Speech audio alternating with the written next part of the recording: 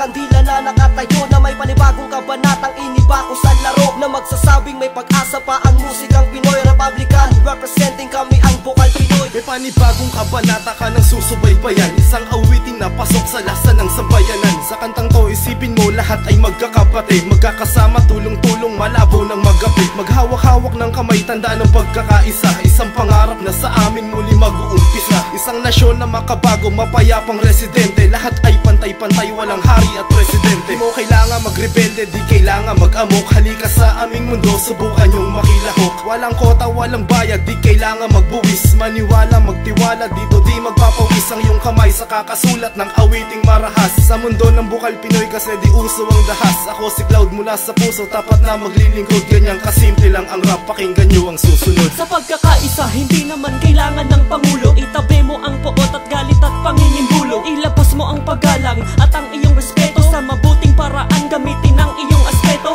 Ganong kasimple ang tula na gawing marangya. Sa kulturang tagilid, dapat merong pagpaparaya sa isa't isa, pagkat isa lang ang ating mundo. Ikut-ikuting man yan kapatid, hindi na magbabago ang hugis sa takbo, kaya wag kang mapaniid. Lupaing kinalalagyan, tayo din ang sumisiid. Kaya't halika't makinig sa aming gustong ibabatid, at wag ka na matigatig hanggat di napapatid ang lubid na nagdurugtong sa ating upang maabot ang itaas mula sa umpisa. Tayo ang sagot sa kadungisan na nabahid sa magandang musika. Wala sayong mawawala kung ika'y makikiisa. Isa sa pinakalayunin ng awit na nilikha ay nawa ay magkaroon tayo ng pagkakaisa. Sa hip-hop, lalo na sa ating larangan na pinasok, huwag natin hayaan na masakop ng itim na usok. Ang kultura natin na habang buhay ay nasa atin, nasa puso at sa isip, kung iyo lang iisipin ay hindi sagot ang pagsagot ng marahas na bara. Gumawa ng liriko na sasamahan mo ng mura. Di ba sabi nga ni Kiko ay dapat ipagbati ang mga magkakaaway, wag ka dapat kumampi. Bagkus ikaw ay gumit na at di dapat makisali,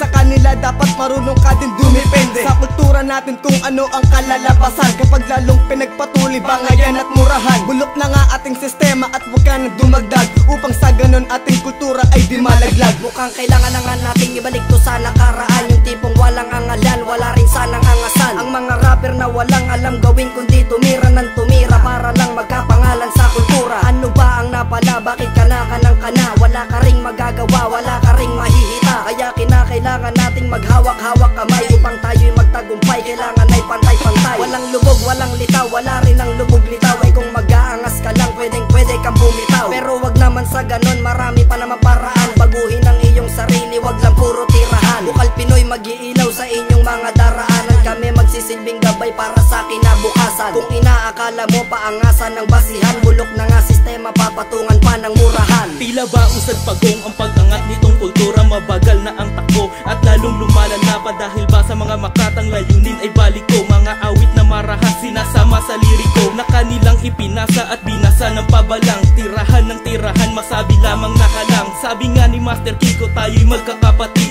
bakit di nating subukan ng mali ay ituwid? Nais ko lang ipabatid sa sinulat na kanta, na tayong lahat ay magkaroon ng pagkakaisa, upang sa ganon ating kultura na ay makasama. Mapabilang sa mga hinahangaan nilang genre sa Pinas, na karapat dapat natin na ingatan, dapat nating mahalin at dapat na pangalagaan ng lubusan, at hindi dapat natin itong bitawan, pagkat ang maging Makata ay tunay na kayamanan. Sabay-sabay natin tahakin ang daan na matuwid, kung saan ang ating dadaanan ay hindi mapapatid. Pakinggan mo magtanghal ang grupo ng Bukal Pinoy, kalmado lang ang mga banat at hindi nag-aapoy. Dito walang payabangan, dito walang paangasan. Dapat sa malagtasan na to wala nang pataasan. Dapat tayo'y magtulungan, angat natin isa't isa, magkapit-kapit ng kamay para tayo'y magkaisa. Wala na dapat pang tirahin, tama na ang labanan. Iisa lang naman ang hilig pero'y nagpepersonalan. Animoy palabas sa TV, may bida at kontrabida, para bang aso at pusang hindi nagkakaisa. Paano na ang mga batang susunod sa ating yapa? Lalaki na lang sila sa magulong mundong payasa. Na naman itigil na ang bangayan at murahan, para naman ang kulturang ito ay nasa unahan. Sa pagsulat ng kanta, hindi kailangan marahas, pare-pareho lang tayo ng katayuan at antas. Iisa ating layunin, bakit di magkaisa? Palawakin na maigi at ingatan ng kultura, pero nakikita ko bangayan ng bangayan, murahan na murahan, walang tigil sa tirahan. Nakakasawa pakinggan, bakit hindi magkaayos? Sagutan at sagutan, kailan ba magtatapos? Di ba pwede naman lahat tayo mag-usap-usap, sama-sama at manalig sa ating mga pangarap? Isa puso ang tula at walang halong puot, gawing payapa ang lahat, ayusin natin ang gusto. Pagkat ang tunay na makataalam ang tama at mali, sa larangang balagtasan dapat marunong umintindi. Unawain ng maigi ang bawat disipulo, ito ang awitin ko para sa inyo, Ginoo.